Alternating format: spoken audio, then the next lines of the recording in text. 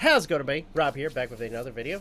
And we're going to be doing another reaction, this time focusing on a Joon the King video. We haven't done these in a while. Well, one of these ones anyway.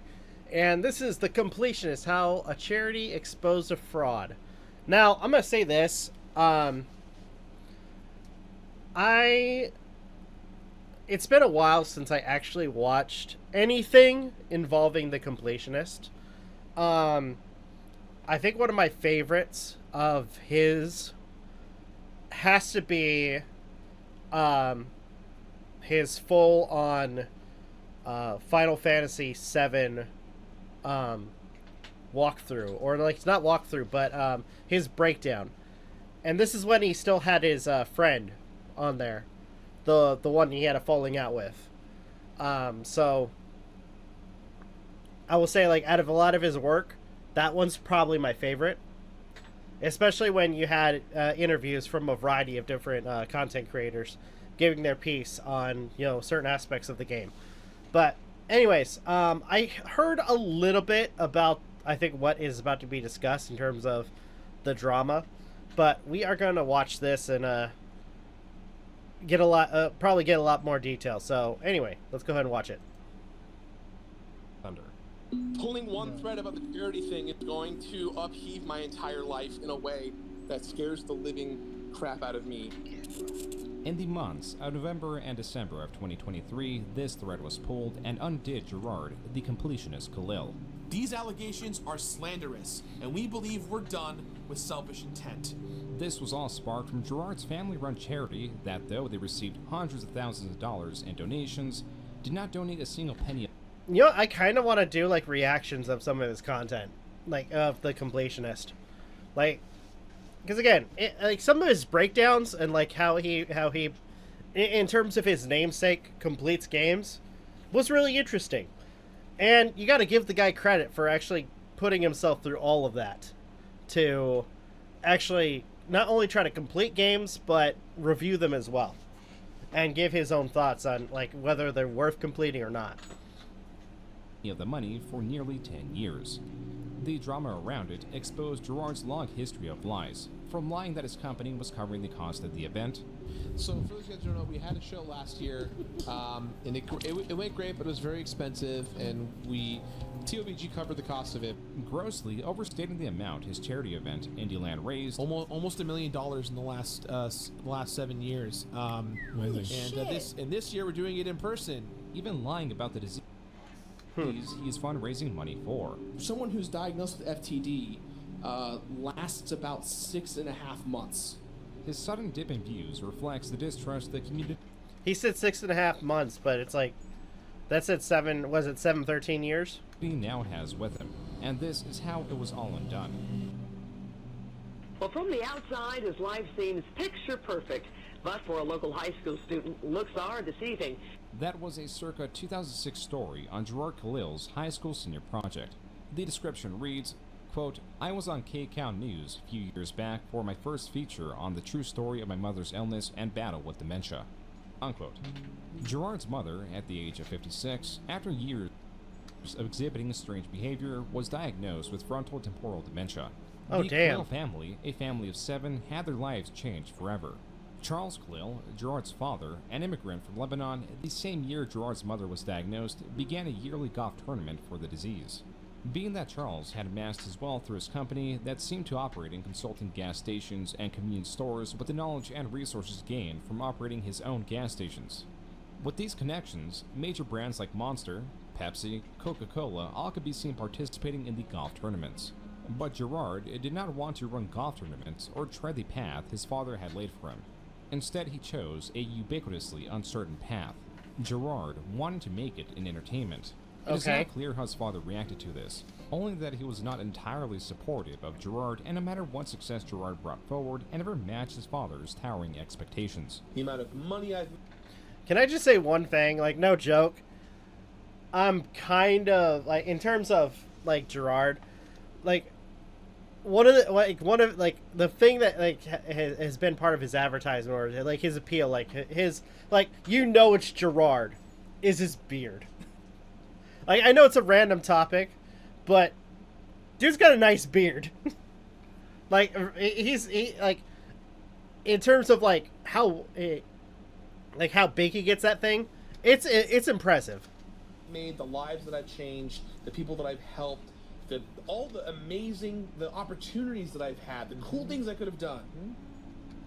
My father still thinks that I'm not doing the right thing. Regardless, Gerard persisted, enrolling in Fullerton College in 2006. This was the same year he made his first YouTube channel, JB Super Badass 11. This appeared to only host his school projects and related material. This 2009 video is likely the first appearance of Greg Wilmot. That's what his name was, Greg. Greg Wilmot. He was one of the people that worked with the Completionist channel. Oh, dude, I'm kind of wondering if he's gonna mention him any further. Oh, that'd be kind of interesting. But yeah, Greg Wilmot. He was one of the key players in terms of the earlier, like way earlier Completionist episodes before they're falling out. If I don't want to sound like I'm completely speculating, but I think part of it was, and somebody can correct if I'm wrong. I'll make another video like stating that, hey, I was wrong about this. I'll do like a short saying, hey, I was wrong. But from what I heard, there was a money dispute. Like there was something going on in the background between the two of them, and they split. So I think part of it was a money dispute. Who was one of Gerard's very close friends. Thank God you're paying me for this. I hate to break it to you, but we actually aren't paying you for this. There wouldn't be much else on this channel as Gerard. Oh, that was funny. Like, thank God you're paying me for this. I like the dude's glasses. I actually got... I'm supposed to be getting some new glasses, and I got some that are kind of like that. Gerard was building a habit of scrapping projects and rebuilding them from the ground up. Like his second YouTube channel, Ari and Stone, created September 22nd, 2009. Okay. This channel, as the name implies, was a sketch-based channel with Gerard and a friend playing Stone and Ari respectively. Stone was the foolish, happy-go-lucky character, and Ari was a prude that sought to bring order to his friend's chaos. While much of the comedy is bland and this trope has long been utilized to much greater effect, this series captures the looseness of a 2009 YouTube. He's right there. We found Osama. He's right there. Hello, sirs. Would you like some homemade lemonade? Why, yes. We would like to try your product. Could we please have a sample of your product and your phone numbers? I'm Clark.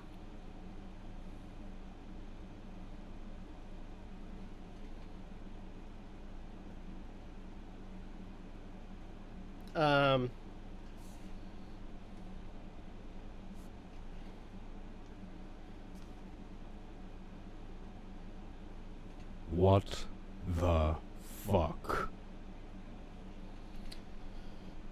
Yeah, no. Not off limits to me! This series was a flop. Another unsuccessful channel That was creepy. Gerard warranted the creation of a new channel. One that wouldn't be so pigeonholed, and one that would be set up not only to host his content on YouTube, but to also try to promote his website, thatonevideo.com. Unfortunately, this was never archived to the Wayback Machine when active. However, his YouTube channel was, but only the channel page. The majority of videos here are missing, but are clearly themed around a show satirically emphasizing masculinity with videos such as How to Torture a Thief Like a Man, Man-to-Man Time with a Man, Episode 2. Okay. How to Cook Steak Like a Man, Now You're a Man. In the Sea of What the Lost hell? Media, one episode, specifically Episode 5 of the Now You're a Man cooking show, survived. Once people start realizing that we puppets are strong too, then There will never be a puppet president! Now, don't cross the meats. This around 7-minute long video provides a blueprint for the rest of the series. It was not entirely Okay. a cooking show and leaned more into sketch comedy, with episodes adopting different themes. The effort applied was perhaps misplaced, considering the custom-made puppets and the names on the credits show high production value. But the name, How to Cook Burgers Like a Puppet, would perform terrible in YouTube searches. Yeah. That and there was no custom thumbnail. This was doomed to fail just from that, but Gerard provides a different reason for its failure. And then I started a cooking show called Now You're a Man, the cooking show, and that was a fun show that I did for a while. It was very offensive, very over the top. It was about putting bacon on everything. Again, I mean, let's be honest. In terms of comedy, whether it be offensive comedy or not, it's comedy and it's subjective and fun. Something that I find funny is going to be something that I don't think anybody else will find funny. But like I said, it's subjective. People are going to laugh at their own stuff. Unfortunately, you have individuals that are trying to kill comedy. Those people suck. But whatever. And then at the mealtime came along and they took that market, so I had to stop that show. This is the beginning of documenting Gerard's lies. What would normally be dismissed as possibly misremembering, misspeaking, or just another variation of simple human error cannot be done with Gerard, as it happens too frequently. To start, Epic Mealtime did not quote-unquote come along. Its first upload predates the Now You're a Man cooking show by more than 2 months. Okay. Gerard also claims that Epic Mealtime took quote-unquote that market. Epic Mealtime's videos, besides already having eye-catching titles and thumbnails that strongly work with the theme of their channel, made the food look delectable. They were unique in showing the increase in calories, relying on excess, utilizing fast pacing, and capturing well the cooking and consuming process. Gerard's cooking show had that did none not of look these things good. and was an entirely different market than Epic Mealtime's. Yeah. Yet in a different video, Gerard states this. And a month before we launched, Epic Mealtime came out, and it was almost the exact same show. These are my online gaming friends. We took a break. It doesn't seem like it's the same. We got destroying noobs on Blackout to destroying arteries on YouTube. We got hit with a lot of copyright strikes early on, and so I was forced to take almost all the videos down. Here, Gerard is more precise in stating that Epic Mealtime preceded his show, but severely misrepresents his show by stating that it was almost the exact same show. The only similarities between these two are that they involve food.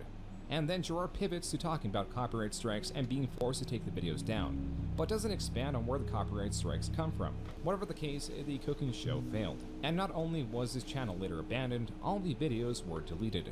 This is where his YouTube presence likely would have ended if it wasn't for John Jafari, known to the internet as JonTron, a popular freaking JonTron, man, retro game reviewer that expanded coverage to retro media and then to whatever he wanted to make. According to Gerard, they went to rival high schools, yet somehow became friends within that time. But now in 2012, with Gerard recently graduating from California State University, Fullerton, his previous channel failing, and being dissatisfied with his job at Best Buy, Gerard needed direction, and in a way, he got that from JonTron.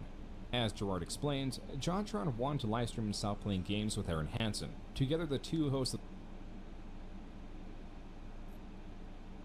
Okay. I gotta say, like, that, and that's the most recent, I think, like, style for, Game Grumps for their page. Which, by the way, I'm gonna say this.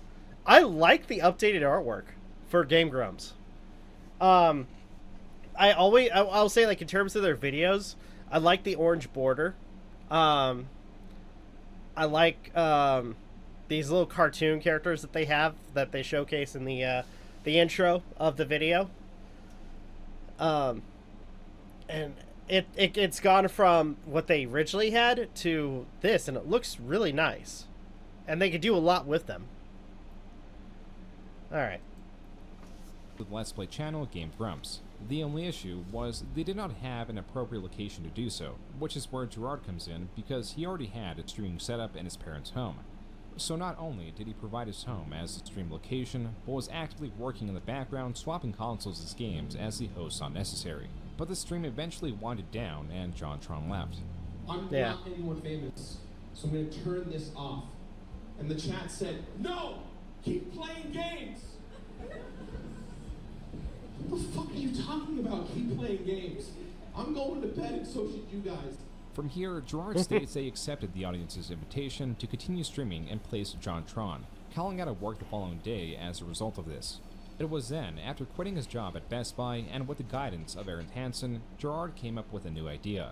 In the next few weeks, you're going to be receiving a new show called The Completionist.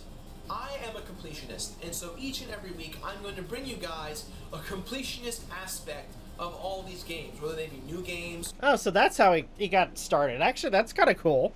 That's actually really cool. Old games, arcade games. This series, at the end of 2011, was launched through the Normal Boots website.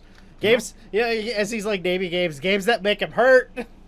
Like freaking, the Saw franchise, oh, damn. Sonic 06. The one game that everybody hates.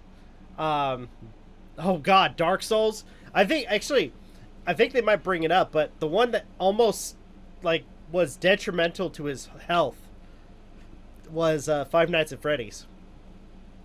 At least the original stuff, because with him being a completionist, he was basically completing all of the different nights, and eventually it was causing a lot of health problems for him because of, you know, how scary, with all the jump scares from the game. Normal Boots was a conglomeration of various gaming creators that did not feel secure with YouTube and their constant changing of policies, or how readily they would accept video takedown requests. After the soft launch of the series, Gerard decided to expand his catalog of videos to YouTube with his own channel that went under That One Video Gamer. He also launched his LLC under a similar name around this time, and so the first episode of The Completionist on YouTube was released in January of 2012. Yes. Okay.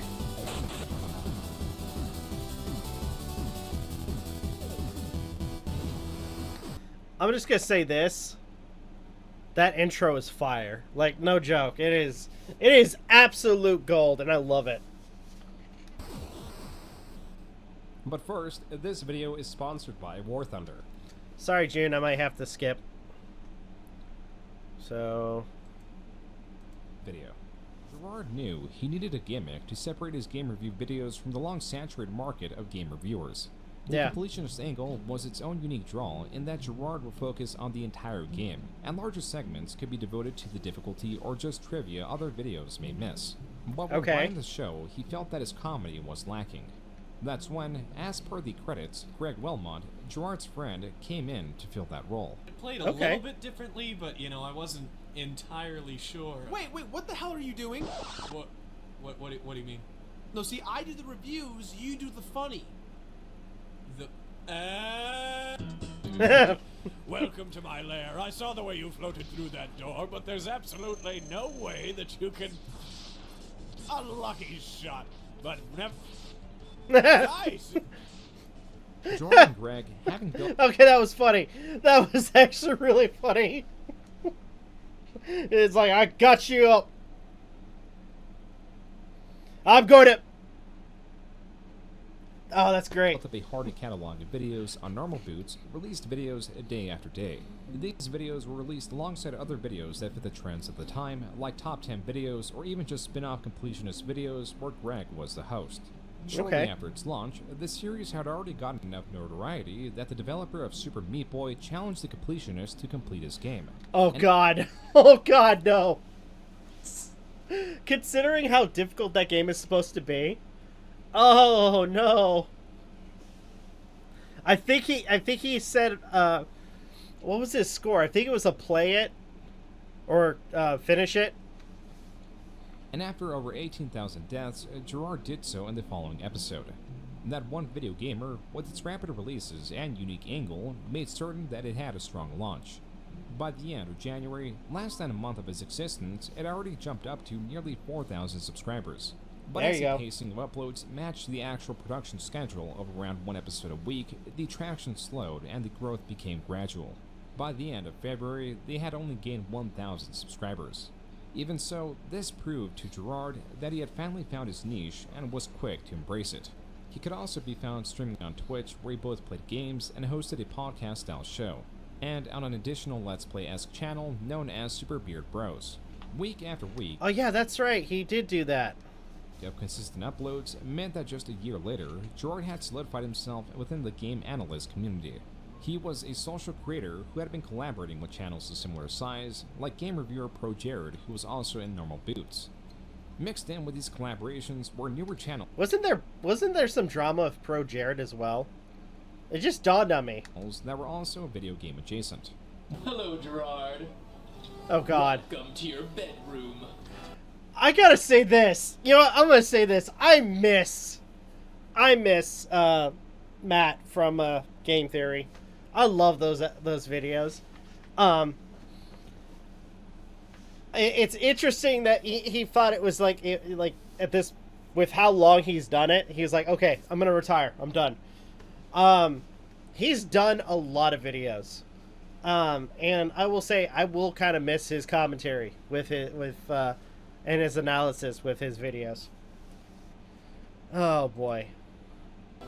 Matt Pat, it's good to see you. While Gerard was easily outgrown by his contemporaries, such as Game Theory or JonTron, his consistency, a key to YouTube success, was what carried his channel's growth. Momentous as this was, Gerard's life mid-2013 was taking a turn for the worst. I saw this woman go from saying, give me that fork, give me that knife, give me that spoon, to give me that gray, give me that blue, give me that silver, to even give me that thing. I want that thing, to thing, to nothing. Gerard's mother, 10 years after being diagnosed with frontotemporal dementia, had passed away. Gerard and family, bearing witness to her slowly regressing state and to her eventual passing, decided to allow her memory to live on through what would be known as the Open Hand Foundation. This charity is a 501c3, and it would be basically family operated, with the Khalil family working hundreds of hours yearly to quote-unquote evaluate charities to donate to, among other responsibilities. Virtually all the expenses went to the yearly golf charity that the Open Hand Foundation was now sponsoring. Quote, applicant estimates that it will expend approximately $23,000 to cover its expenses for each tournament, resulting in a net profit of approximately $27,000. Unquote. In basic terms, the golf tournament was to happen annually. The proceeds would go to the Open Hand Foundation. The Open Hand Foundation would then distribute the money to whoever they saw fit. Gerard was a director and was in charge of marketing alongside the shared role of evaluating charities to donate to. It was also during this time that the Completionist was seeing a major upswing in traction. Though there were no breakout videos, his catalog as a whole was getting increased interest, enough to obtain an office. Why does it look different in here? We have an office now. You have a desk. What are you talking? Holy crap, we have an office! Unbeknownst to viewers, right as the channel was picking up in momentum, there was a major conflict between Gerard and Greg. The issues were not exactly specified, but there are implications that these conflicts were related to the direction of the show, or at least the background elements that eventually saw their friendship degrade. This came to a head February 2015, right after episode 120 of The Completionist.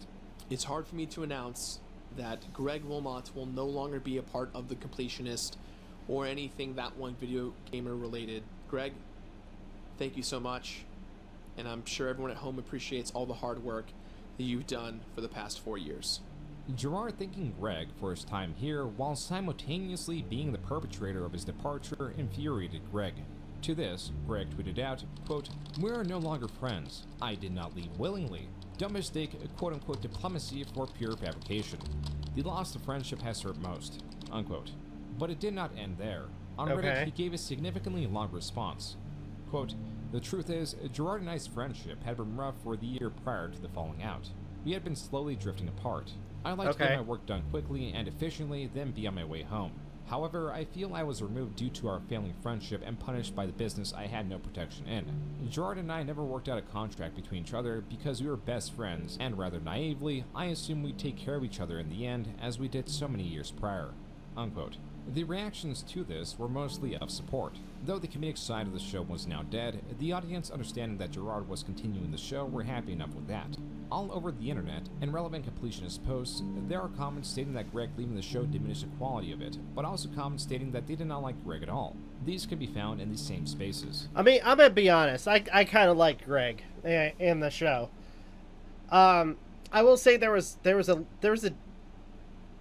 obvious tone change when his departure was, or when he left the show, and it is a shame that it kind of got to the way it did, in terms of their friendship, and after that initial video, it was in some sense coming out. Ultimately, how bad it the was. departure of Greg saw far different reactions. Regardless, the fact is, the month that Greg stopped appearing in episodes was the same month that Gerard's viewership stagnated. This is not to say that Gerard was not attempting to improve his content, because by the end of 2015, he had hired a team to help with production, though he was still trying to expand his craft beyond the completionist. That's where Big Bad Bosses came in, his video game... Oh, there you go. This led to his most viewed video ever, but nothing else was working. To expand on this, Gerard, seeing how his contemporaries were expanding their craft from video games to popular media to just even food, wanted a piece of that pie. MatPat was a great example of this, as he was taking his theme of theory videos and moving them onto film, which brought success overnight. Gerard sought to do the same, but his format was not enticing nor was it viable. Okay. MatPat could play with ideas and just research the elements around the related story. He takes a simple concept or happening in a movie and or show and expands on it greatly. But Gerard, carrying his completionist theme onto shows, had to watch all that was available. Being a completionist of a show just boils down to being a regular reviewer. This is to say that Gerard's gimmick could not be expanded beyond games, as it was not interesting, nor was it worth the time investment. This realization that he may be stuck as the completionist worried Gerard. Oh boy, what is next for the completionist? Well, I'll tell you what, I don't want to be completing games my entire life, because that just seems a little bit daunting and depressing. I've been working on a lot of big projects that aren't necessarily so focused in the realm of reviewing games. I think that because there are so many reviewers out there, it makes it hard to stand out. Gerard's goals to expand beyond his game reviews are not just sourced from the fear of pigeonholing himself, as most creators hold this fear that their craft is one note and their talents only exist in a single format. Gerard also has a task of expanding because he still deeply wants to please his father. I thrive off of doubt. I thrive on people telling me that I can't do something. It really drives me crazy.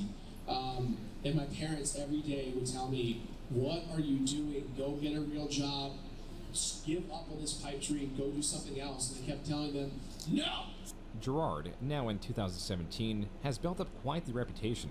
Not only is he liked by virtually all content creators in his sphere, companies like Nintendo indirectly endorsed Gerard by allowing him extremely high-level interviews. This year, his views were picking up a bit, but then there was also this massive change. Greg had to come back. Not to the show, but to request all videos that included him, which was pretty much every completionist episode up to 120, be removed. I gotta say that... I will say that was a shame. Like, Greg coming... Like, Greg basically saying, no, take down all videos that have any reference of me. I will say, like... Because that was, like, what, couple years of work? And they just, you know, deleted all of it.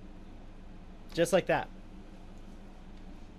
I mean, I myself, I mean, I'm not a big channel, but I record and play games just for fun, and I do these reactions because they're a lot of fun too.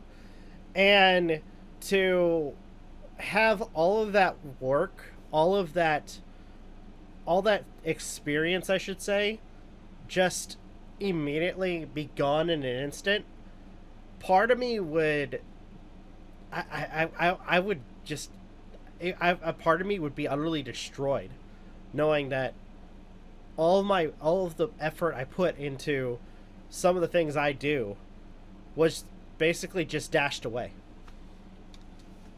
I am damned if I do remove these videos, possibly legally damned if I don't. So, it's with a heavy heart that I announce that I am going to be removing all 120 episodes of The Completionist. Gerard allowed a month for viewers to archive videos before removing them. Whatever goodwill Greg had with the Completionist community was drained via this request. And as much as this hurt Gerard's channel, it also opened up the new opportunity to re-review the games he already played in his Completionist series, now as New Game Plus.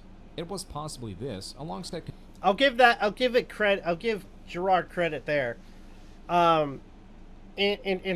Despite of the situation, he didn't want to just leave it out, or at least kind of completely like remove it. He wanted to do something different, and basically re-reviewing a lot of the games that he did was honestly a good step with a lot of the drama involving Greg. continued traction that reinvigorated his channel and bumped his viewership from hovering around 3 million a month to around 4 million a month. Also in 2017, Gerard's story on Story Collider aired. The topic was on his mother and FTD. Usually someone who's diagnosed with FTD lasts about 6.5 months. Mostly due to malnutrition, just not getting enough food, not eating enough, not being present in the moment. Though Gerard was on a platform that emphasizes science and storytelling, Gerard was only focused on the latter. The average life expectancy, as seen on the AFTD website, is 7 to 13 years. Yeah. It is practically universally understood that the life expectancy for those that have FTD is several years, and the leading cause of death is not malnutrition, though that does play a part. Still, it is nearly unanimous that the average life expectancy... I mean, if it's dementia... Because, in a sense, if I remember correctly, dementia attacks certain parts of the brain. First it attacks the memory. Then it starts attacking various, like, areas of the brain that regulate bodily function. And after that goes... Again, if I'm wrong in on my breakdown of this, please let me know. Because if I remember correctly, just from what knowledge I know, after a certain brain function is basically utterly destroyed, which regulates any function for the body, then the person dies. Basically, in terms of, like, again, don't completely quote me on it, but, like, let's say, like, the brain regulating the heart or lungs, that will cause the person to die. But overall, it's, I would say, like, in terms of, like, having dementia, early onset dementia, that's a horrible way to go. It really is. Especially when you have your loved ones with you and you, like, start to not remember, not just who you are, but who your family is. Is around 7 years, and the leading cause of death is pneumonia. It is clear that either Gerard got his facts severely wrong, or he is lying on the spot to make himself look good. My mom was a strong as hell woman. She went down fighting every single step of the way. And more importantly, she is the longest lasting survivor to date with someone who's been diagnosed with frontotemporal dementia. They gave her 6 months. She said, screw you, I'm going to live 15 years. Also a strong claim, considering that multiple sources state that people have lived up to 20 years with the disease. There is something fundamentally wrong with Gerard. The silver lining is that these statements here don't really affect anything. This story reached a limited audience, so Gerard's lies were hardly impactful. Though it does put into question why he was chosen as a director of the Open Hand Foundation while not being up to date with the facts around FTD. This spelled trouble when he further invested into the charity through his own fundraising campaign. I want to do a big charity stream, and it is called Indieland. Okay. Yeah, it's called Indieland. This is a charity stream designed about indie games, for indie games, promoting indie games, but more importantly, why we love games. While it was clear that Gerard was incompetent, at the very least, this event was beneficial for all parties. Though the goal was set at raising $25,000, Indieland raised much more than that. Our final amount for Indieland, all the money tallied and everything together, was $55,102. Celebrity Jamie Lee Curtis even got herself involved, as her daughter was an employee of Gerard's. Everything was looking well for the completionist. Damn! Jamie Lee Curtis? Damn! I don't want to say this is the year of the completionist, because it's like a weird thing to say. Hashtag RIP Year of Luigi. But this year has been our most successful year. It's just nonstop. We're going to hit 1 million subscribers in a couple of weeks. And that's something special. A unique boon that continued to aid the completionist was his clean reputation. This was absolutely necessary when it came to his most viewed videos, which were oftentimes Nintendo games. His top 2 non-music videos are on Breath of the Wild and Super Mario Odyssey and boast 4.2 million and 2.7 million views respectively. While it is not irregular... Well, I mean, to be fair, In terms of like Breath of the Wild, I mean, Breath of the Wild as well as Mario Odyssey was two of the first games for the Switch. And even going further than that, both were very popular when they first came out. And were a lot of fun to play with a lot of playability. Or replayability, I should say. Especially with, I would say, especially with Breath of the Wild. With a certain challenge that may not be mentioned that rewards the gamer with a golden turd. Yeah. Not fun. And I still need to do the same for Tears of the Kingdom. Fuck. Coverage of Nintendo games to perform well on YouTube, it is uncommon for Nintendo to work with creators. A benefit of this was that Gerard was able to receive games like Super Mario Odyssey early. There you go. That his gimmick is not so much reviewing the game, but achieving full completion. Though Yeah. the definition of completion can vary from game to game. This is to say that Gerard needs much more time than the average creator to release his video. The window of interest tends to close the further the video releases from the game's release date. And while it is somewhat common for review copies to be given out, Gerard's privilege extends beyond that realm. Like for a few other creators, there was a master trainer named after him in a Pokemon game. That and Gerard was also being directly sponsored by Nintendo. This video is sponsored and approved by Nintendo. This felt necessary for Gerard's growing company that was looking to expand into the Oh, I think. Okay, oh, hold on. If I was right, I think that game that last clip, I think that was for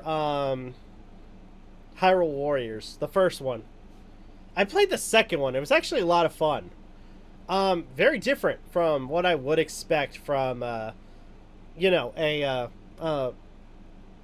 Zelda game. Space by offering services to creators like managing the merchandise sales. All of these aspects were reliant on Gerard's glowing reputation. That's why in 2019, when Pro Jared was going through a scandal involving heavy accusations that at the time were not challenged, Gerard, seeing as he collaborated with Jared in the past, made a tweet stating he did not condone Jared's actions and donated a combined total of $15,000 to 3 charities. Also attached were the receipts received from each individual charity. If he donated this much in response to a friend's scandal, how much would he theoretically donate in response to his own scandal? Luckily, Gerard's reputation was so solid that this question could practically only ever be asked in theory. In 2019, Gerard was proud to, quote, report that Indieland 2019's preliminary total earnings are $109,418, unquote. With now 19 employees allegedly working under the Completionist company that won Video Entertainment, it was now more important than ever to continue this momentum. But 2020 YouTube had other plans. The beginning of this year in January, something changed on the YouTube front. YouTube algorithms. Surprise, surprise, right? Something changed. And my channel went from performing as it normally does to not performing as it normally does. What Gerard is complaining about in this video was a dip in views starting January 2020, except that is false. Looking back at his Social Blade for the month of January 2020 shows that his channel did not only perform well, it also performed virtually the best it had ever per month at 6.4 million views. Okay. Looking through a Social Blade also shows that the single month that had only ever performed better was January of 2019. February 2020, however, does show a massive dip in views of nearly half, but that is only compared to January. When looking back, hovering around 4 million is highly common for his channel. This is not the only time Gerard talks about this dip. There was also this panel at PAX East 2020 where he believes he knows what caused it. We're going to go ahead and scale back and do 6 videos a month, and then when we do a 7th or 8th video, it's going to be a different video that has a different vibe to it, that is a lot more premium, that feels like the Completionist, the twist. In me doing that, it's been 2 months. My channel has dropped 45% in views. And all I did was, and I just didn't post 2 videos. That's all that's changed this year. Okay. What Gerard is pinning the blame on here is where he would typically upload 8 videos, He was uploading less than that to focus on quality and experimentation. The facts are that he uploaded 7 videos in January, except in this case, as shown, this month was his second base performing month despite missing 1 upload. But what about February? This month, the month that had shown the dip, which was not a dip because it was still in the same range of Gerard's typical views, had also the typical 8 videos. Gerard is either lying or is woefully unaware of his upload schedule. Perhaps he was thrown off by the 8th video uploaded on the 29th of February because it was a leap year. What this all means is that Gerard effectively uploaded a 24-minute video complaining about nothing. This also includes his complaints about the Persona 5 episode. According to How Long to Beat, the average completionist time of Persona 5, meaning all the trophies, would take approximately 173 hours. Gerard wanted to go above and beyond by collecting all the love interest gifts. The issue with this was that you can only get 1 love interest gift per run. With there being 10 unique love interests and an additional cutscene where you romance all 10 at the same time, that amounts to beating a rather large game 10 times. I guess the reason why I'm bringing that up is because I don't want to do it anymore. I do not want to play this game anymore. Though he claims he started playing it since it was released and was further challenged to complete it after Indieland raised $100,000 in 2019, after 500 hours of gameplay, Gerard could not persist. I do not want to play this game anymore. So he issued a poll to his viewers asking what completion meant for this game. 91% stated that just getting all trophies is fine, which is what Gerard settled on when he released the video in May of 2020. This single video is bursting with issues surrounding time management, business sense, and fact-checking. To start, point 1 and 3 can be bundled into one major issue, which is time to beat a run. This is more or less correct, if only considering the first fresh run. Average playthrough of Persona 5 is over 85 hours, with my very first one tracking on hard mode taking me 110 hours. But with New Game Plus, if run on easy and skipping dialogue as Gerard said he was doing, it should, according to multiple different accounts, take 30 to 40 hours. That's another, you know, I'm gonna say this, in terms of like, when people like, because on and off, like in terms of a game, I'll look at the website How to Beat for an approximate time frame to complete a video game. And sometimes it'll like, let's say you'll like 30, 40, 50, 80 hours. And like looking back at it, it doesn't really, like in terms of like that sort of estimation or approximate like time frames, they don't go into detail of whether or not, if it's, you know, you're playing it on easy, if you're playing it on normal, you're playing it on hard. Hell, even like in some games where you're playing it on the most hardest difficulty or the bonus difficulty after you complete the game. It's just one specific, like, estimated time. So I think in websites like that, they should kind of very, in some sense, go over it a little bit better to give a little bit more detail.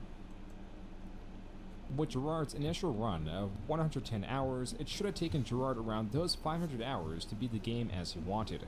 Yeah. If we're being generous with numbers and assuming that Gerard is absolutely inefficient with his additional playthroughs and truly takes 85 hours per run, that would be around 1,000 hours. Yet he overshoots this with a number he could have only made up.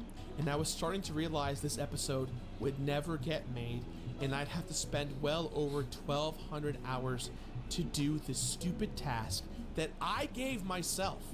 While these are all minute, rather unimportant lies, it does demonstrate once more that Gerard is a liar. And not only that, he has terrible business sense.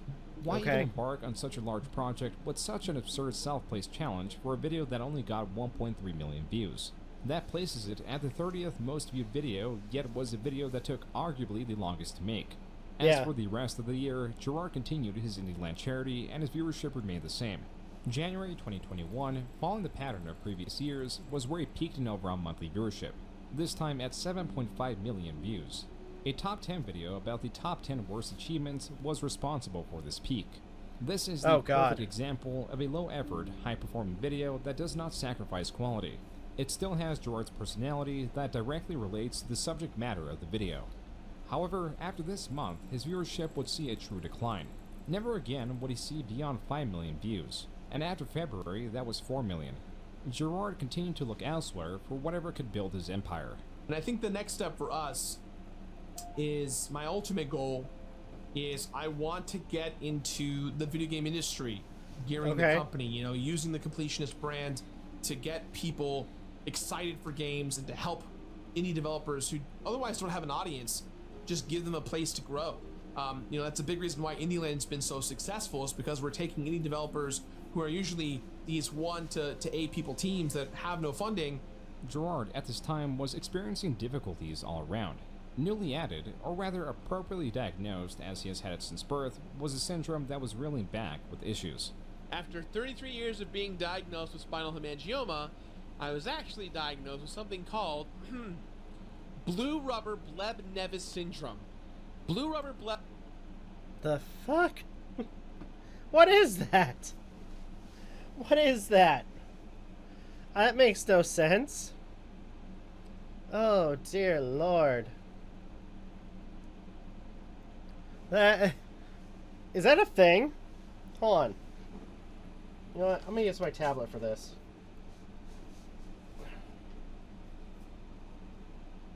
Hold on. I'm pulling up my tablet for this. Just so I can see.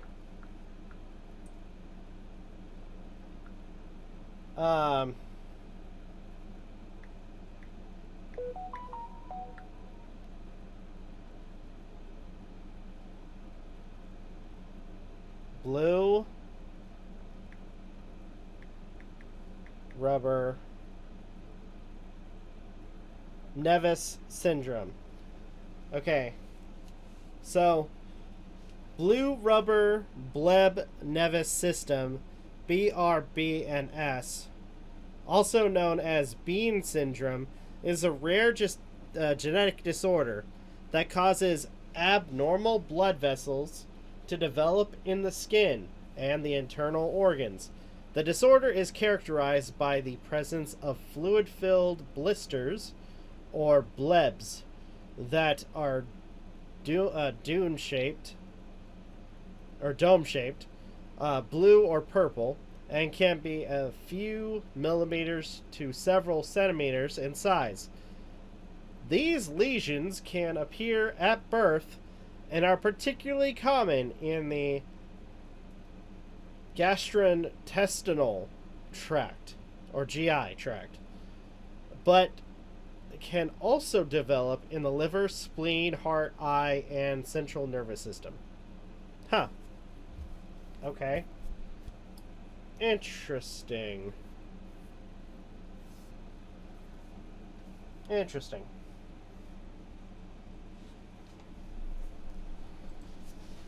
Bleb nevis syndrome is a rare disorder that consists mainly of abnormal blood vessels affecting the skin or internal organs, usually the gastrointestinal tract.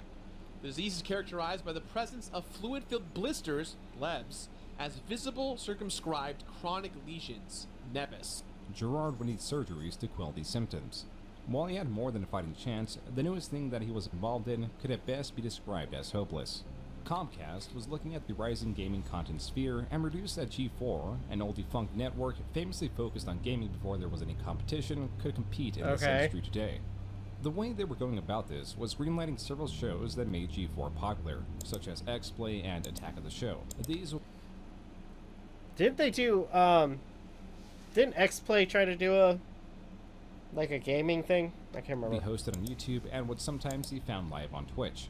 The only value this holds today would be in the original host to see where they are now, which they did, and it performed decently. But relaunching it as it was would be virtually impossible, as it would have to compete with long-established content creators with teams of just a few people that have cut into their niche audiences that also know how to prioritize profits versus production costs. G4, on the other hand, had its own studio, it was paying for the hosts that were willing to come back, and though reluctant, brought on Gerard. G4 was also utilizing their dead channels with dead subscribers, and so Gerard's reveal trailer got a measly 36,000 views. Damn. Gus Johnson, another popular creator that was also part of the G4 team, was getting tens of thousands of views, where his main channel was getting anywhere from 1 million to 5 million views. Gerard's own G4 produced show, God of Work, where he plays a video game character set in an office space, was performing even worse. This is considering the amount of money that went into the production crew and the various actors and props involved. Oh my Even gosh. with Comcast's high-end slate of advertisers, this was a catastrophic failure brought on by the ignorance of a TV network that traditional knowledge could not be translated into the online realm. Yeah, I mean, it's funny where like you have like certain organizations that try to assume what people like, but in reality fail like just drastically on understanding what people like. Weekly, the budgets for the show would increase and decrease. There was no consistency in the studio, and changes in strategy of how to garner attention would happen on the fly. The max amount of viewers that the G4 stream got on Twitch was 64,000. In terms of television ratings, this is abhorrent, so its average viewership of 2,000 was a complete and utter failure. It did not help that the only way this content was reaching a larger audience was through controversial clips. But maybe later we'll get to talk about Crypto Beefcakes, which is a project that you tie an NFT to a Discord account, and then if you're a positive influence in a community, it actually inflates the value of your NFT. So heaven forbid we have avatars and communities that encourage people to be kind and supportive to increase the value of something. But apparently, that's the thing that gets me canceled today, is caring about a new technology and community. Well, you're all welcome. That's my time on this one. Yeah, it's okay to hate. I'm gonna sleep fine tonight. To put things in perspective, these few comments did not affect the end result. G4's relaunch was doomed to fail. What it did do was give many channels ample opportunity to pick out these... Well, I feel like, in terms of what that guy was saying, I feel like there's more context. But in terms of, in their eyes, I mean, they feel like they didn't do anything wrong. But, again, I know, if I remember correctly, I think, like, was it ABC, like, tried doing a gaming network on YouTube where they had people giving commentary on video games. I'm sorry, let me rephrase. Not commentary, more of activist views on video games. That were not only disingenuous, but makes you question if the people that were actually talking about the games actually played them. Moments as the reason why G4 failed. The most common clip by far involved Frosk, a caster seen in gaming competitions who was known to stir up controversy and contempt in the communities he was involved in. Oh god. Gerard, pushing for a female lead for X-Play, was seeking out an Olivia Munn or Morgan Webb, but what the producers decided on was Frosk. Gerard details that they did not have time to chemistry test, or see how all the hosts for X-Play interacted, so the hosts were unaware of how they would present certain topics or how to interact with each other. Didn't that Frost person have their own, like, controversy? Because I remember hearing something about that. Other on camera, like friends would. There was also a looming annoyance of the comments that were flowing in. Some stating that Gerard ate Morgan Webb, and other derogatory comments that are normal and expected in the online space. But the host, like Frosk, typically having a line of separation and now having to deal with an active chat, took it upon herself to voice her frustration in an extremely poor fashion. Okay. Every time G4 is brought up in various channels, even in this YouTube channel, we have the chat in front of us. I can see you. Without a doubt, there will be backlash because I'm not as bangable as the previous hosts. It's somehow... Okay, that's that. Now I remember. This was that. Yeah, that was part of it. And I don't think, in terms of, I think if anything, I think it was more personality than the fact that you were more attractive. I mean, like, how do I even talk about this? It's like, it's not the fact that people want to, do that. I think I would have to guess it was because the other hosts were more entertaining to interact with. You just seem kind of like an asshole. And that's just obvious sexism. You don't need to explicitly objectify women or declare that you hate women to be sexist. Just go ahead and check out Thorne's latest meltdown on Twitter for some spark notes. Frosk's near 3-minute-long rant was condescending, aggressive, and overly generalizing by addressing the entire audience for the actions of a few. And those that made those comments no doubt got what they wanted, which was a reaction. That's all, and that's all probably all they wanted. This discourse, while not entirely against Frost, was also, what is it with that hair? Like the freaking poofy hair. What was that? Not very beneficial for G4. It shrouded them in controversy, though that still mattered very little. If I remember correctly, this is what caused G4 to be shut down. Or at least this was one of the reasons. Because of shit like this. Because people were, if I remember correctly, they weren't getting enough viewers. People were getting upset because of this little outburst. And I know there was some other stuff. I just can't remember. It's been a while. But yeah, that person, I mean, honestly, because of their personality, they shouldn't have been on camera. Little because they stayed on their course of failure. They lasted about 1 year as their closure was announced on October 16th, 2022. Good riddance. Not only was this how the internet at large... Okay. As you know, G4 was reintroduced last year to tap into the popularity of gaming. We invested to create a new G4 as an online and TV destination for fans, to be entertained, be inspired, and connect with the gaming content. Clearly, that didn't work. Over the past several months, we worked hard to generate that interest in G4, but viewership is low and the network has not achieved sustainable financial results. This is certainly not what we hoped for, and as a result, we have made the very difficult decision to discontinue G4's operations. Effective immediately. I know this is disappointing news. No, it wasn't. I'm disappointed. Don't care. I want to thank you and everyone on G4 team for the hard work and commitment to the network. Our human resources team is reaching out to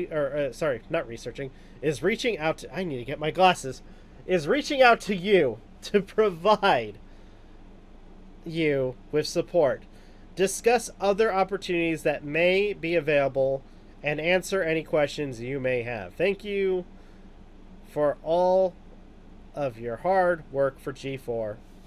And there we go. Found out, it was also how Gerard and the remaining G4 team found out that they had lost their jobs. This news came shortly after the Completionist's second worst performing month in the past couple of years. 2022 also had the worst performing month where views for his channel dipped under 1 million. This was quickly turning around to be the worst year for the Completionist and his company so far. 2023 was truly a different beast in terms of what... What is that stuff in his background? I see something for Legend of Zelda Breath of the Wild. I don't know what that is. There's something that says Crypt of the something something. Okay. What it did to Gerard. It really felt so personal. And at that same time that G4 exploded, I lost several sponsors. I was making that eShop video and I was like, people wouldn't touch me because of the controversy at the time. I had 2 employees quit / I had to fire one, not because I wanted to fire. I made it a goal as a business owner to never fire an employee. That was my number one promise to myself. I would never fire or get rid of an employee for any reason. And well, you did get rid of Greg, so that's kind of a lie. I was looking at my finances and going, oh, I don't have enough money to do this. I think we could, in this situation, say let go. Right. I don't think you fired him. Let go, right. To let go. Let go. If what Gerard states is true, his finances are now very tight. Whatever side projects he had were apparently not enough to pick up the loss of ad revenue. Though Gerard was still endlessly experimenting with videos to no avail, he decided on a different type of video that was extremely risky when considering his company's financial state. With the announcement of the closure of the Wii U and 3DS eShop, Gerard and his employees brainstormed a new Mr. Beast-inspired idea where over the course of several months, their team would buy every single available game on the eShops for these consoles before the closure. While there were a few games they were not able to obtain due to those games pulling out early, they certainly downloaded the majority of them, costing them a total of $22,971. Jesus It Christ! is unknown how much this exactly cost in man-hours or other expenses related to the multi-month long production of this video. Within the video, there were also themes of preservation and that the consoles will be donated to the Video Game History Foundation. While Okay. it is committed to them, they were not taking it in likely, as in its current state, due to copyright law, there will be little utility. There was also some controversy about how the Video Game History Foundation operates in relation to Gerard, but the bigger issue at hand was the cost of the video itself. Gerard, over the course of several months, was able to finance this through sponsorships. Today's video is brought to you by our sponsor. I want to give a quick shout out to our sponsor. Today's video is brought to you by today's sponsor. Thank you and shout out to our sponsor. But these sponsors were likely regular sponsors, not doing it directly to finance the eShop video. So $22,000 was spent on a video that currently sits at 1.4 million views. This means that it performed marginally better than its Persona video. This was a massive loss that was likely not profitable. At this point, virtually everything was working against Gerard. Sponsors did not come easy. Nintendo was not even giving him review copies. His views kept on dipping, and though he continued to experiment, these videos were performing so poorly that they were hurting his channel. Gerard was not doing well. You know, it's gonna sound weird. Like, I have 5 therapists. Okay. I genuinely have 5 therapists. Each I have one. Well, each one's for something different, right? I suffer from codependency in my never-ending ability to please people, to try and please my father and the legacy that he's built for us kids. Oh, damn. I have a couples therapy for me and my partner. I have my own personal therapist. I have a business therapist to help with consulting. That exists. We could use that. And the last therapist is just kind of like an overall therapist that interacts with all the other ones to really track my. You know, I will say, like trying to find a therapist is hit and miss. I remember when I was dealing with certain things from my divorce, as well as other like personal issues. I did get in touch with this one therapist, though they basically were gouging me, trying to gouge me on money. I remember like when I first spoke with them, I gave them all of my insurance information, and they were like, "Oh yeah, you're covered. You only have to pay this much." Only to find out later on, like, "Oh no, your insurance, for whatever reason," they're like, "No, your insurance isn't covered. Now you gotta pay this." And eventually I ended up dropping the therapist because it just didn't make any sense. Because you hear one thing and then they tell you another. So, and I'm gonna say this though, in terms of like therapy with my last wife in my divorce, I don't want to try to go into too much detail. I know that was, in a sense, it was not the best. There were things that could have been done better between the two of us. And although it was suggested, I'm going to say that it was suggested that we go to therapy, we never did. And I'm going to sound somewhat bad. I'm kind of happy we didn't go to therapy, because at this point we weren't good with each other. Our relationship towards the end was not the best. We weren't getting along. There were issues, again, deeper seated issues between the two of us.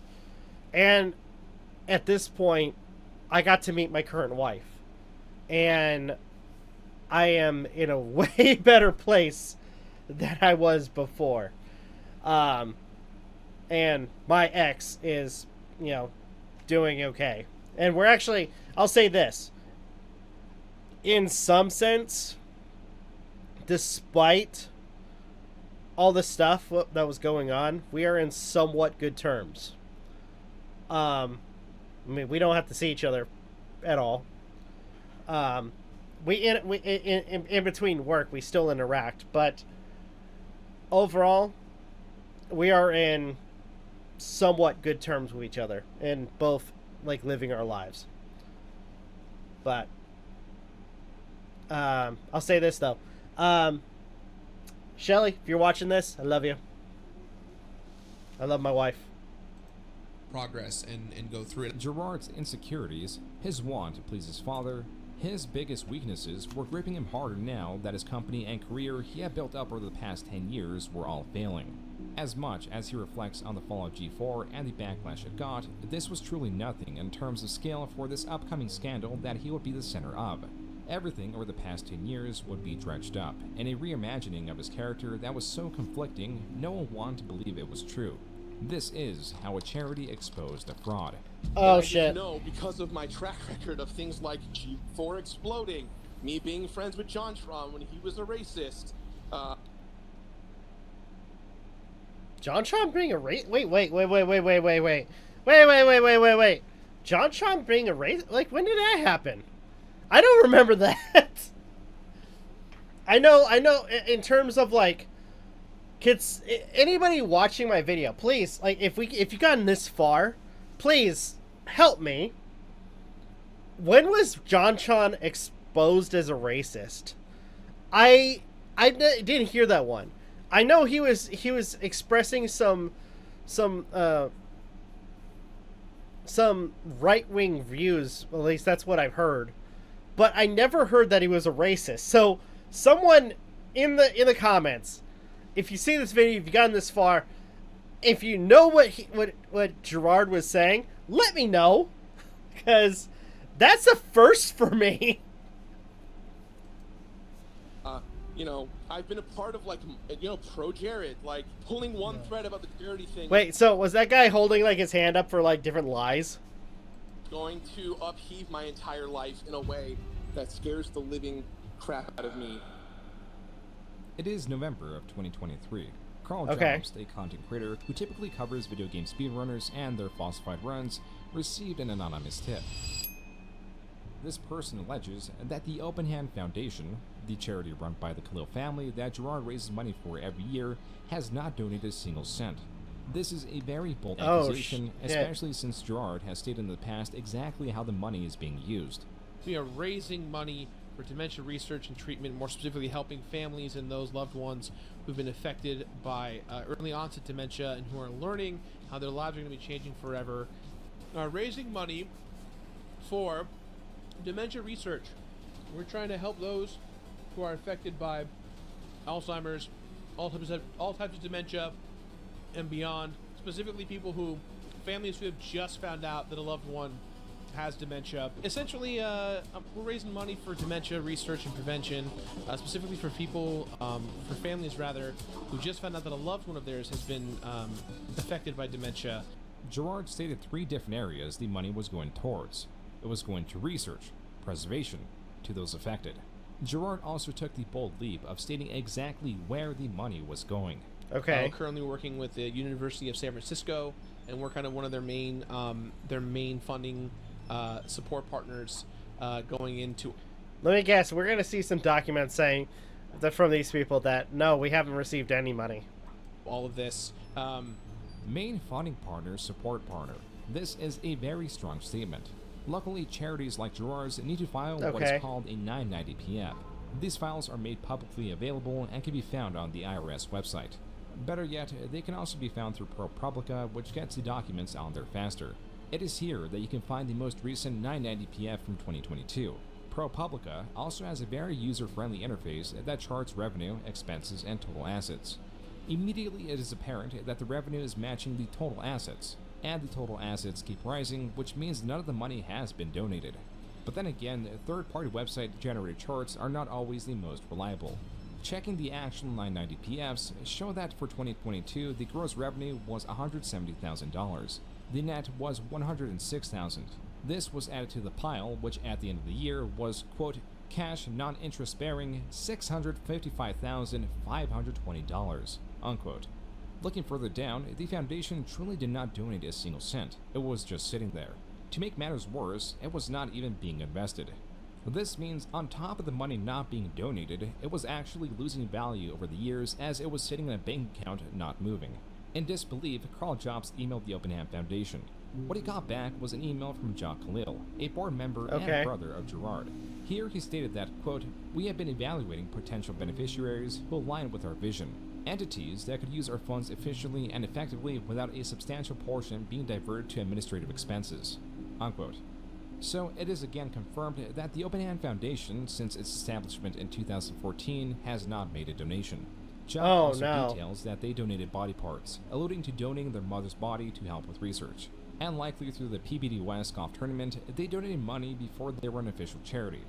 Though insufficient progress was being made, so they were deciding to vet charities, hence the lack of a donation.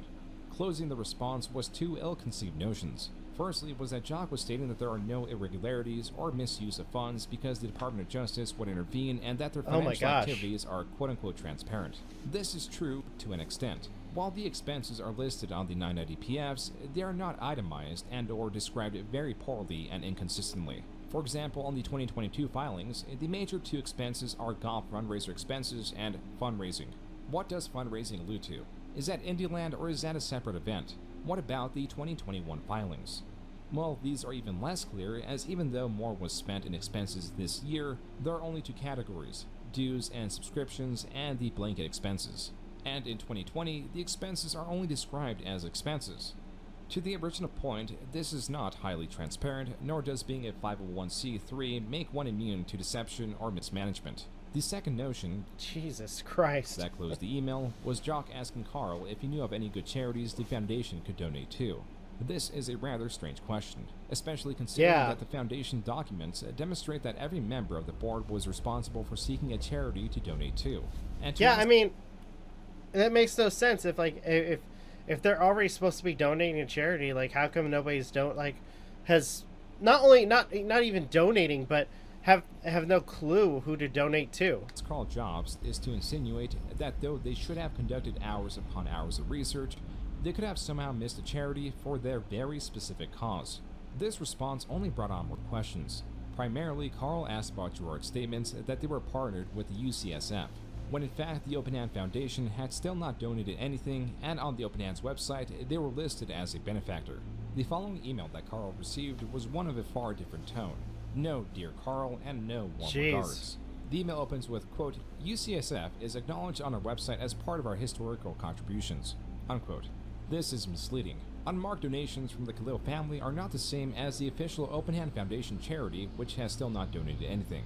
Furthermore, Jock, representing the Open Hand Foundation, doubles down aggressively by stating, quote, the insinuation of wrongdoing on the part of the Open Hand Foundation is both unwarranted and unfounded. We conduct our operations within the bounds of legal and ethical standards, and any implication to the contrary is baseless, unquote. Understanding how misleading the Open Hand Foundation is, Jock closes the email, cutting communication. Quote, we consider the information provided in our statement as comprehensive and do not intend to issue further public comments on these matters, unquote. With it clear that the Open Hand Foundation was attempting to hide, Carl Jobs wanted to break this story, but he wanted to make sure it had a fair number of eyes on it. This is where some ordinary gamers, or Mudahar, comes in. Carl calls him up late at night, providing everything he's found out. Mudahar, unsure about the story, considering Gerard's superb reputation, propositions the idea to call Gerard through Discord and ask him about it.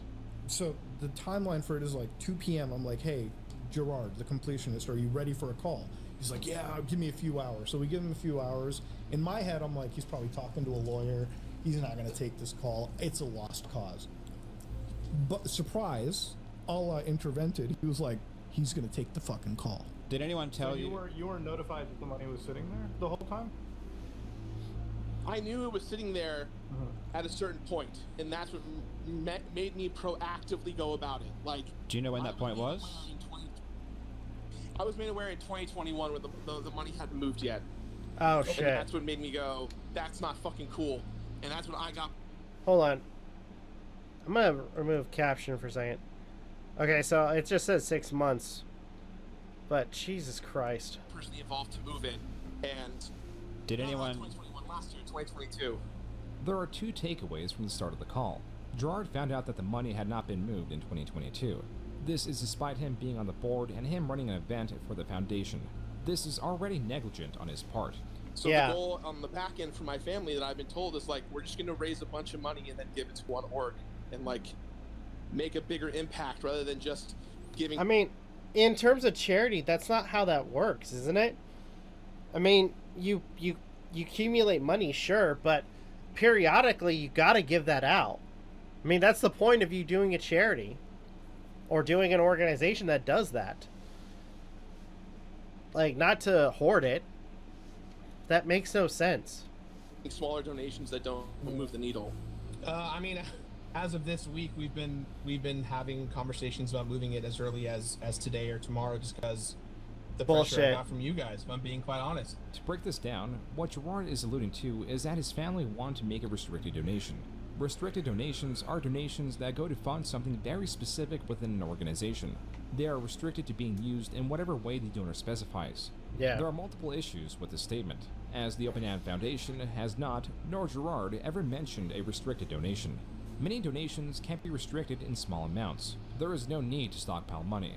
And only now exactly. is the Open Hand Foundation that's just what I said. There's no reason to do that. Forward with a donation because of the pressure call jobs and Mudahar were applying. If this was the goal all along, then why would the discovery of it influence it? As much as his call revealed how unaligned the foundation was, it also revealed more of the dynamic Gerard had with his family.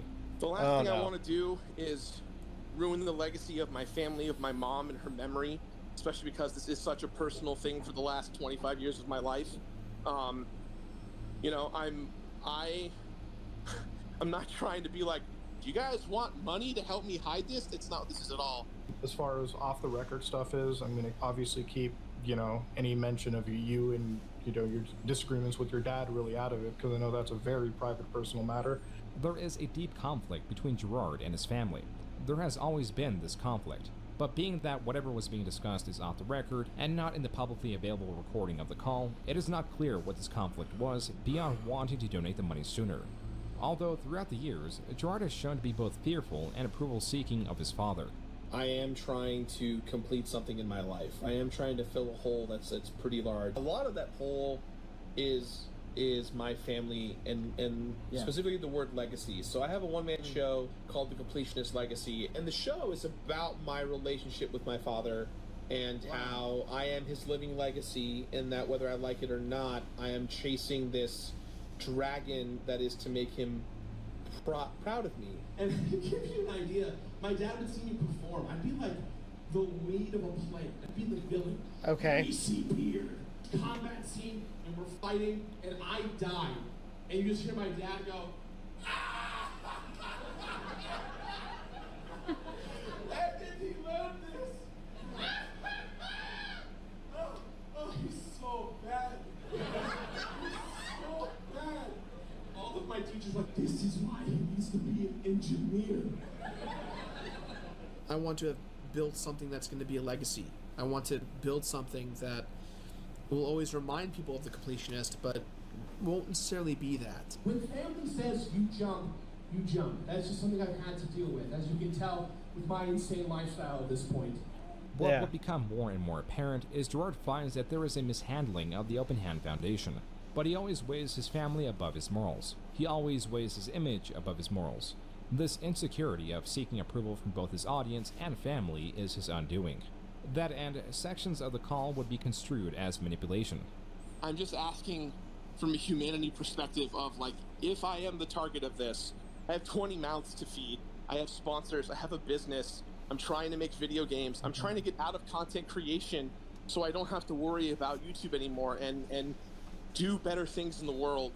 And I just know, because of my track record of things like G4 exploding, me being friends with JonTron when he was a racist, you know, I've been a part of... Okay, you know, that's the second time I've heard that. Hold on.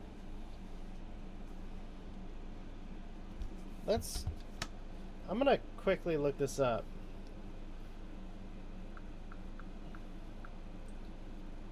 I'm gonna just if you guys can, stick with me for a second. JonTron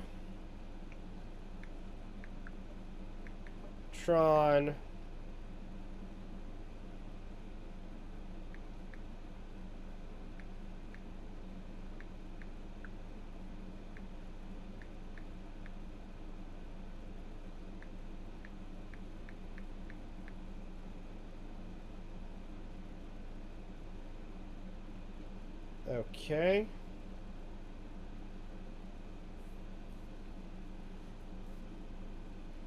Okay.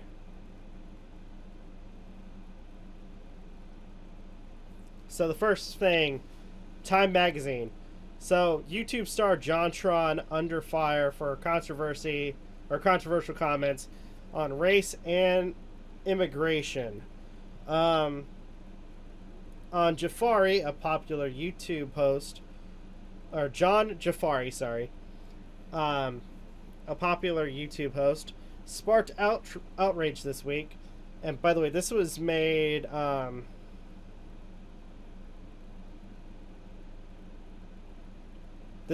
2017. So began the controversy. Okay, no, sorry. Going back. Sparked outrage this week after making controversial and false claims about immigration and race in the U.S. Jafari, who goes by JonTron online, began the controversy by tweeting in defense of Rep. Steve King's inflammatory statement that we can't restore our civilization with somebody else's babies. A comment that fellow Republicans and critics condemned as supporting white nationalism. Jafari seemed to support King, tweeting, "Wow, how scandalous. Steve King doesn't want..." As it messes up. Alright, Steve King doesn't want his country invaded by people who have contempted or have contempt for his culture and people. Nazi. He continued the defense during a 2-hour conversation about immigration with Stephen Bonnell, a streamer known online as Destiny. Throughout the debate, Jafari made a number of claims about race and immigration, including false assertions that minority communities are turning everyone against each other. Oh, shit. I'm going to read this more later, but holy crap.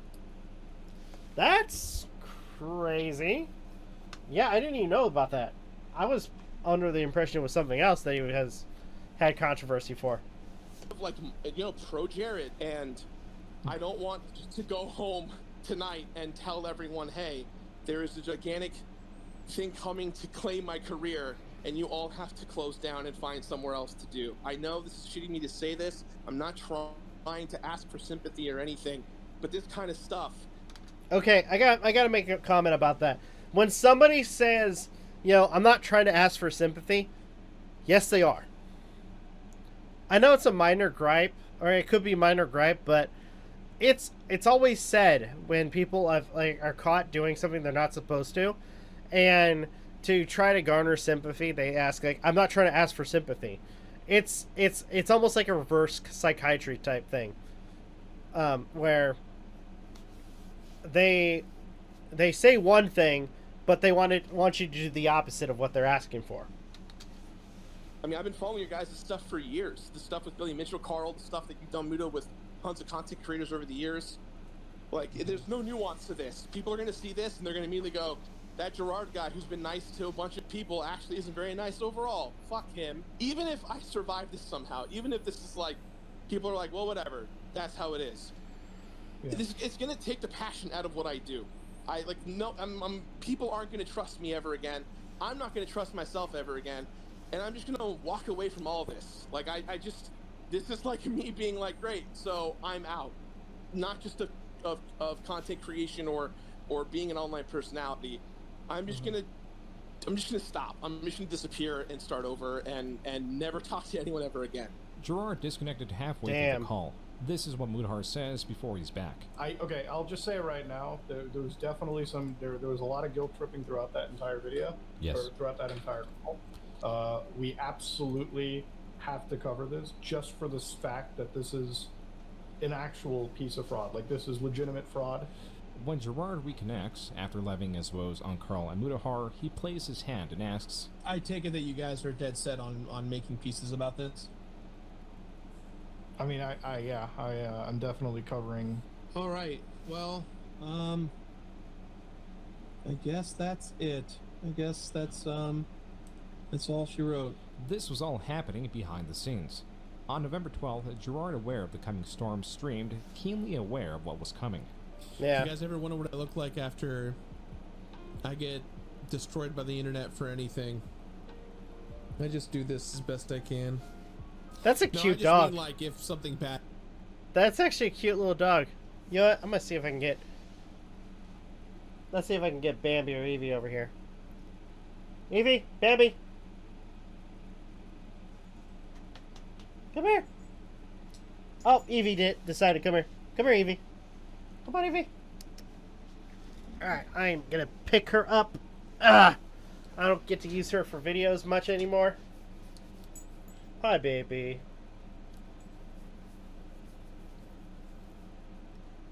Yeah. In terms of, like, controversy or, like, doing things in videos, a dog, especially a cute one like this one, makes it all better. Isn't that right, girl? Yeah.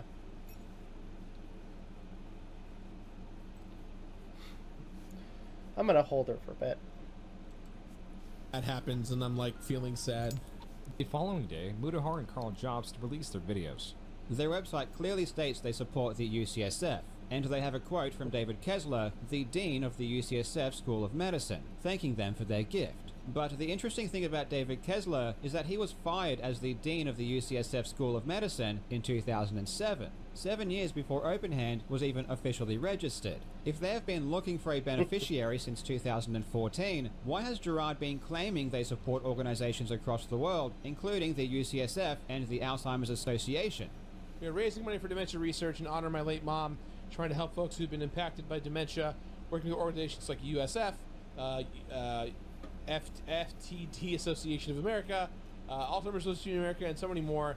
Why is he claiming the money is actually given to people who know how to use it? Now that they brought it up, if the filings do show an accurate account of what happened, I do think this is illegal and would be considered charity fraud. Generally, taking money by dishonest means is considered fraud. You just can't tell people to give you money under a false pretense. And you can't wait 10 years until you're caught before doing something with it either. In this case, OpenHand lied for many years saying that it was funding organizations. It wasn't. Even if all of the money is still there, the actions of OpenHand were unethical and almost certainly illegal. And as unfortunate as this situation is, it does need to be called out, and there do need to be repercussions. Carl Jobst's video also goes over some of the call, the emails he received from Jock, and incorrectly states that the 990 PFs were not signed, which he later corrected.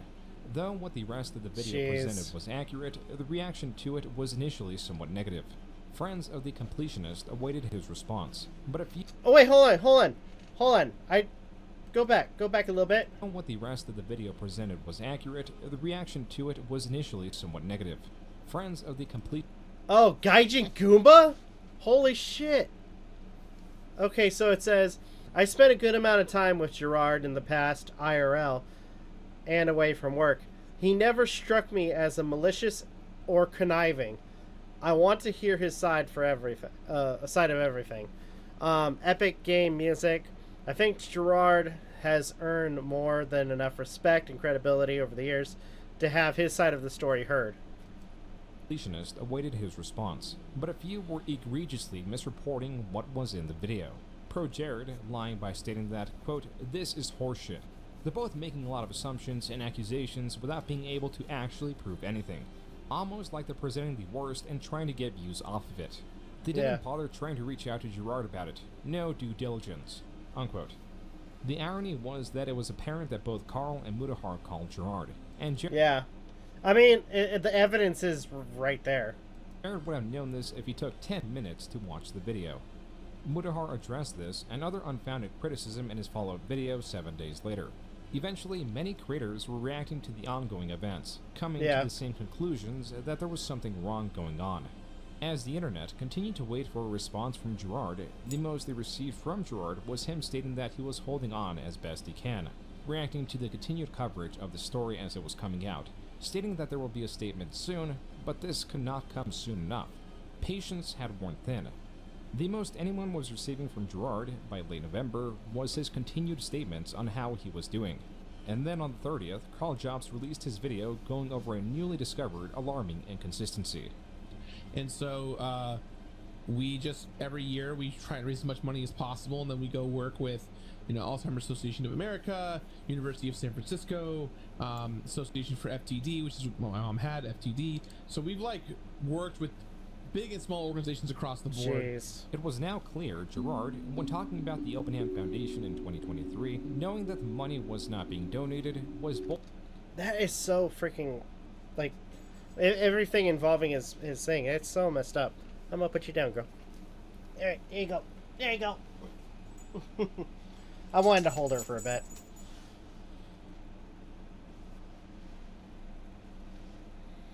And she wanted to come back. Come here. Come here. Ah, you want to be held somewhere? Okay. bold-faced lying to his audience and friends on multiple occasions.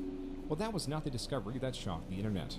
Indieland isn't the only charity event that Open Hand runs. In fact, it's only half of the story. Open Hand also holds a charity golf tournament, which pulls in tens of thousands of dollars in sponsorships every year. And the interesting thing about the money the golf tournament raises is that it seems to disappear. The main way the That's so crazy. It is. I mean, it's really crazy. Like you basically get all this money from donations and this whole foundation. It just like up and disappears from view. PBD West Convenience Cup Challenge appears to raise money is via sponsorships. Brands will pay the Open Hand Foundation to appear on banners and signs throughout the golf course, along with having the opportunity to set up tents and stands and have their employees play in the tournament. The PBD West Cup even tells us what these sponsorships cost, showing that different tiers give different benefits. The crux of this is that the revenue of the Open Hand Foundation kept increasing. The amount Indieland was publicly earning was the lion's share of the 990PF's revenue. More and more, when subtracting the amount Indieland earned, the golf tournament, which was growing in the years prior to the introduction of Indieland, was now seemingly decreasing. By using the images of the golf tournament, taking into account the posted cost of sponsorships and the participants via images of the event, the revenue on the filings was not matching up with how much should have been earned. It seems like it's really shady. And as it was mentioned earlier, like anything that was earned, it was basically kind of put in the kind of backlogged. Like they weren't sending it to the organizations like they said that they were going to do. The 2019 filing, Open Hand only raised $123,000, which means that somehow the Golf Cup now only raised $14,000.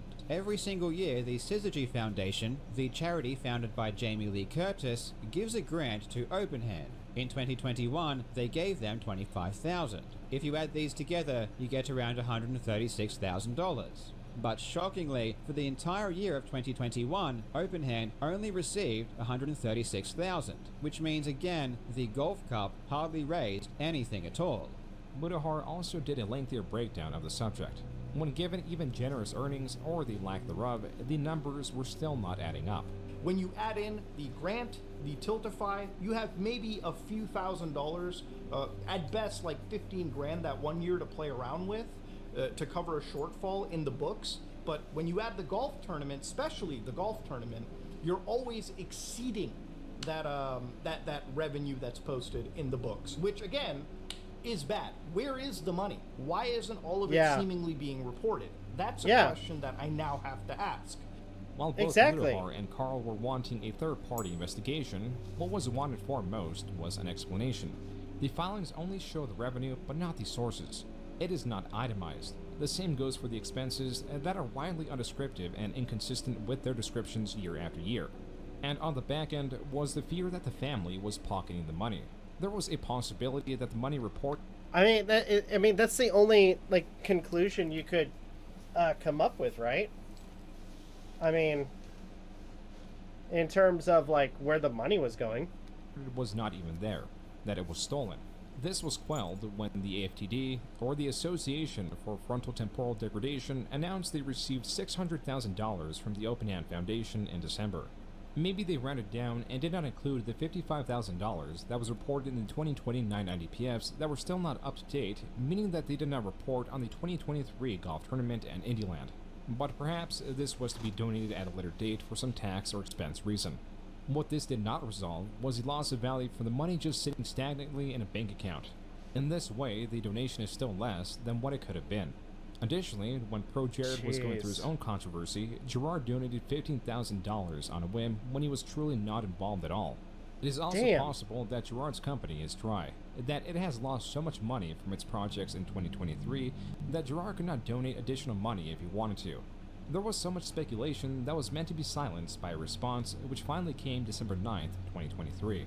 To set the record straight, I want to make it 100% clear. At no point in the Foundation's history was there any criminal or financial fraud. None. A lot of folks have been saying that if I didn't do anything wrong, that I should have said something sooner, or that my conversation with the accusers was considered my full side of the story. But when there is allegation after allegation being made,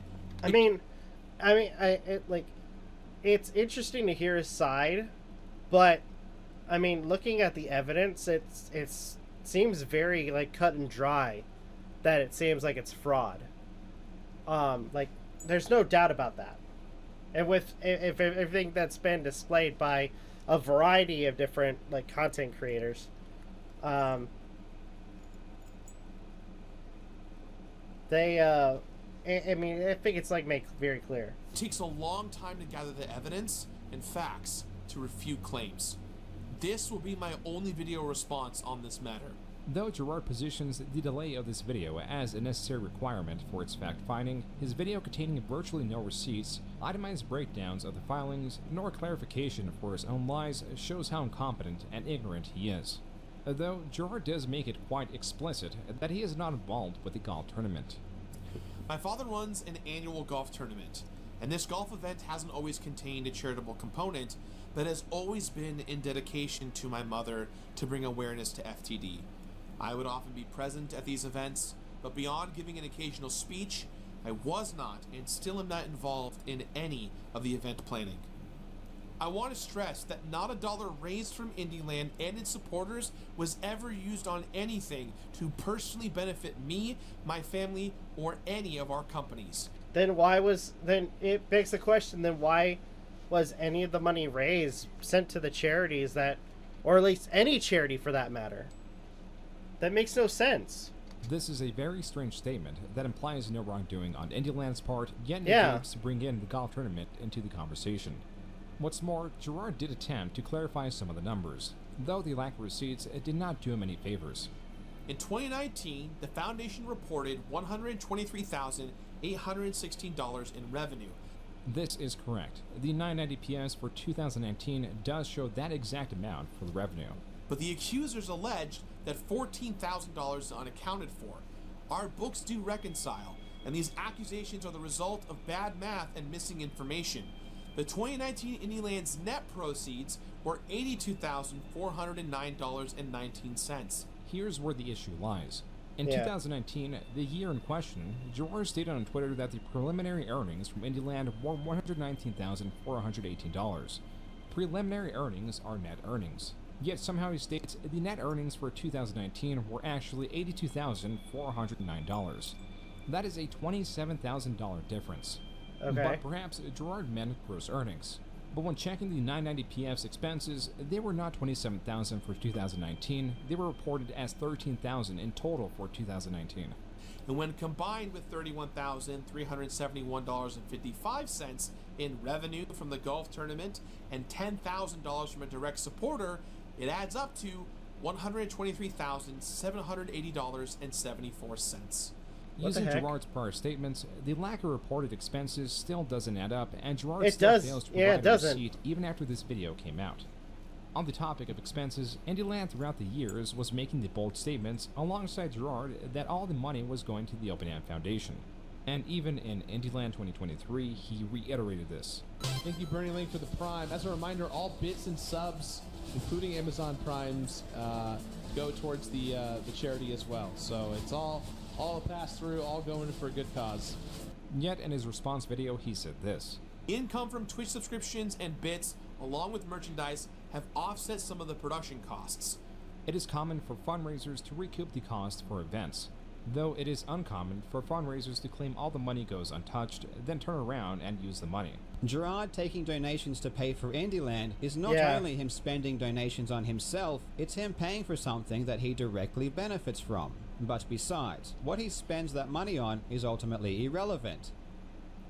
Yeah, because it's going to himself, isn't it? He said he would give that money to charity, but instead, he spent it. That's fraud, that's theft, and that is embezzlement. That's, because it's like, if it was going to charity, it would go to charity. It's like, that makes, in terms of him saying nothing's been going on, it's like, then why hasn't there been any receipts of it going to a charity? Why isn't there anything that discusses the thing going to anything at all? All right, I'm gonna put you down.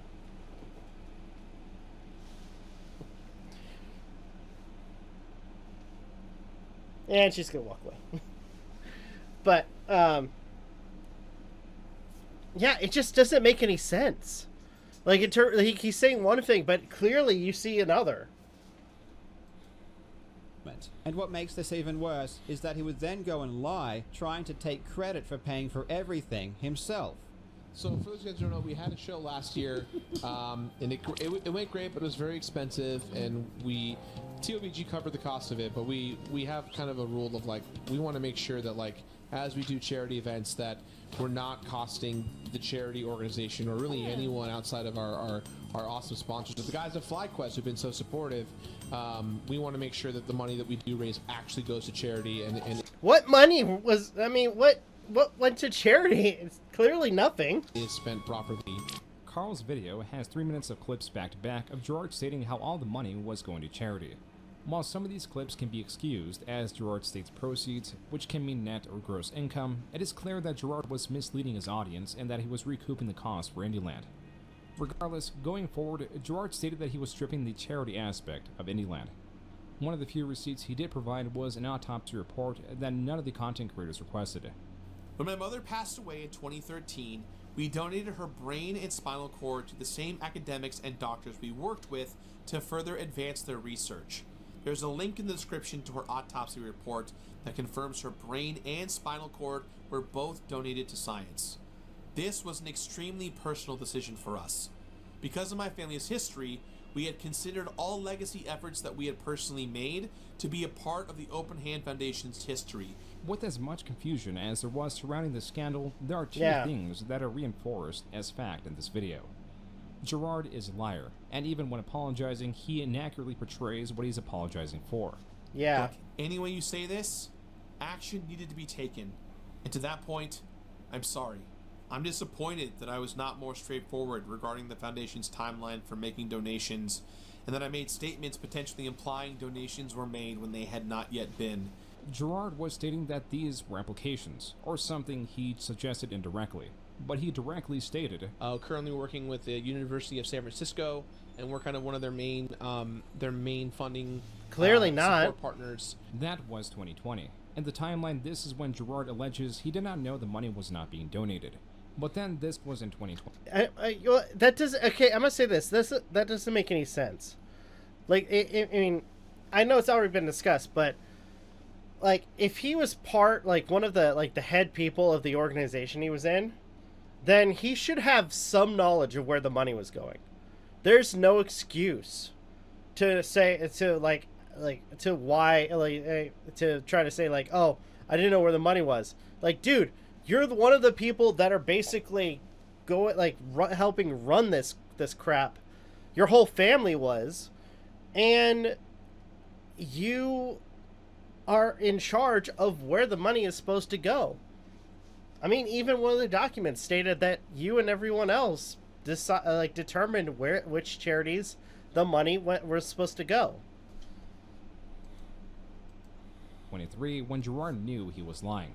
Boy with my dad in honor of my mom who had dementia, and so we just every year we try to raise as much money as possible, and then we go work with Alzheimer's Association of America, University of San Francisco, Association for FTD, which is what my mom had, FTD. So we've worked with big and small organizations across the board, and he was like, it'd be really cool if we did a show all about raising money for people who are making huge headways. And it gets worse and stranger. There's a tweet where Gerard states that he raises a total of $600,000 to $750,000 yearly for various charities. These unproven claims are entirely bizarre, but don't exist in a vacuum. And Gerard's continuous lies only provided fuel to Carl Jobst and Mudahar's response videos. Most of Gerard's video is him going over information unrelated to me, my videos, or my claims. He hardly addresses my concerns about the golf charity event money, essentially saying, we didn't take the money, trust me bro. He provides no bank statements, no accounting, nothing. Apparently, we just have to take this proven liar at his word, which unfortunately, I'm not willing to do. It literally requires you to take this man's word, which over the course of this whole investigation has shown you should do anything but take his word. Yeah, I mean, if he's not showing anything, like if there's no documentation, then it seems like it's very shady on what's going on. There's not much you can do, like if in terms of like him, like lying, ultimately what you need is the proof. Without actual receipts. The internet finding out that Gerard was a liar was certainly shocking, as was Gerard's threats. These allegations were made by individuals who self-admittedly aren't even financial or legal professionals. These allegations are slanderous, and we believe we're done with selfish intent. Here's the thing, you know what? I'm gonna say this, and it's interesting that in terms of like I'm trying to be respectful. I'm trying to find the best way to say this. It's funny when you have individuals like this, like when they're in a controversy, their immediate reaction is to say, "Oh, if you're not an expert on this, then you have no room to say anything," which is totally untrue. People can look up information, can research it. And if it doesn't fit what the person is saying, they have, and ultimately, you don't have to be an expert to speak your mind. I mean, as long as you're doing the research, and if you have your information is right, you're allowed to speak it. It's dumb to just say you can't be if you're not an expert, you can't talk. That's bullshit. That is absolute fucking bullshit. What a pathetic bitch. Gerard closed what a video in pathetic such a way bitch. Only served to strengthen the disdain of... Okay, I gotta read this. Alright, I'm prepared to defend my statements in court against someone who has been caught and admitted to committing years of charity fraud. I will respond to the lies in the response video next weekend and will correct any mistakes I made when covering the said fraud. My gloves are coming off as someone who is already dealing with frivolous lawsuit. I can tell you that only the most vile, disgusting people even suggest taking such action. Of him. Though this aggression is thought to have been pushed by his brother Jock, who was supposedly seen on Reddit, stating that he was the one going to push the lawsuit. My brother was the aggressive jock named Jacques, who was 5'6", but like jumping in the face of the biggest quarterback, headbutt first into them. So that was kind of, abrasive guy. Those Reddit comments no longer exist, so beyond a screenshot, it is hard to prove that Jock was continuously instigating. As for the rest of the Completionist Reddit, what was once a subreddit dedicated to the discussion of Completionist episodes had turned into a place to follow the ongoing drama. A mod, exhausted with the ongoing discourse, made the announcement that any new post related to the ongoing drama would be removed, going as far to interject their own selfish reasoning. Quote, "These last several weeks have been very difficult on me, having to sit by and watch people tear down a person that I have talked with personally multiple times, as well as someone who had been a cornerstone of my life for over 10 years now." Unquote.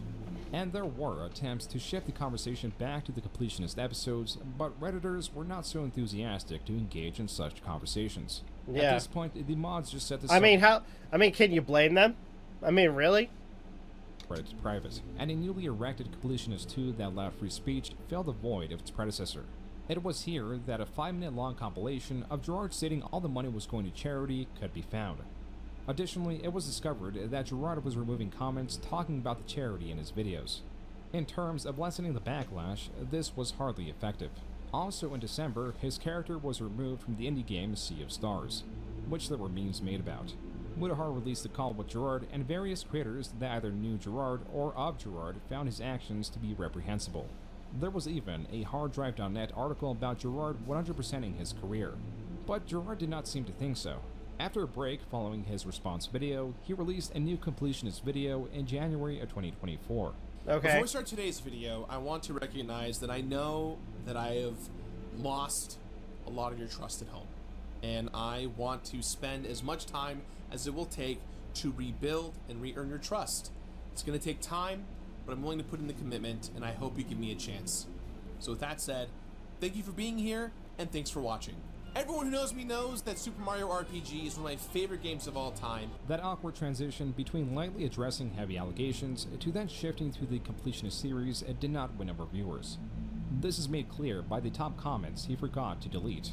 On Reddit, there was a particular comment, or rather post, that was garnering attention. Greg Wilmot came back from the abyss to comment on the situation. Quote, "I'm happy to say that my hands are entirely clean in this situation. This whole ordeal is one of the exact reasons why I had to remove all of my videos. I had a feeling that there would be some sort of controversy associated with that family after my departure, and I wanted nothing to do with it." Unquote. The other channels Gerard was involved in the suit and announced they would be continuing without his involvement. Gerard has continued. Oh, even the Super Beard Bro. Oh shit! Damn. Continued to upload videos despite them being poorly received. His Social Blade shows that his views have fallen to 500,000 a month, and his videos, though they have been rebranded to exclude his image from the thumbnails, cannot wipe away the stain of a serial liar. Oh, damn. That sucks.